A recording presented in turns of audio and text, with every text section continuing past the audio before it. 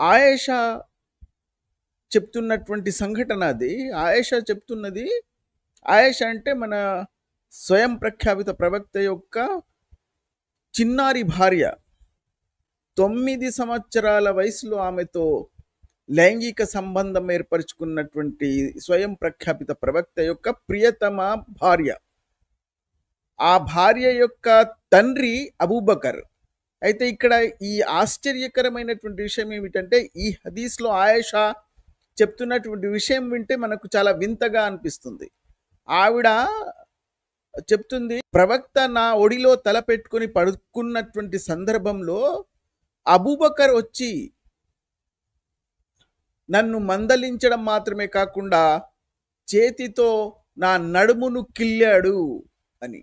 అంటే ఇక్కడ 2 సమస్యలు నాకు అర్థం కాలేదు. ఒకటి, ఆయేషా ఆయేషా ఎప్పుడైనా అబూబకర్ను నా తండ్రి అని సంబోధించాలి, కానీ ఇక్కడ అబూబకర్ అన్న పేరుతో సంబోధిస్తుంది.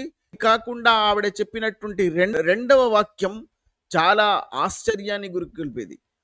ఏదైనా తండ్రి తన కూతుర్ని స్పర్శించవచ్చు, ఆమెని వాత్సల్యంతో గిల్లవచ్చు కూడా, అందులో తప్పేమి లేదు.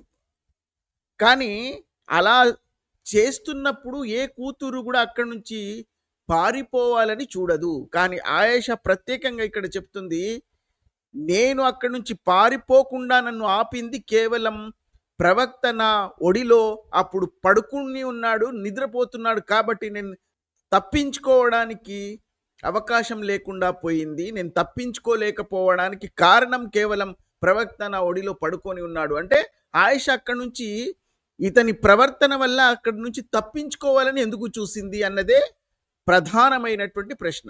పైగా తండ్రిని పేరుతో ఎందుకు సంబోధించింది?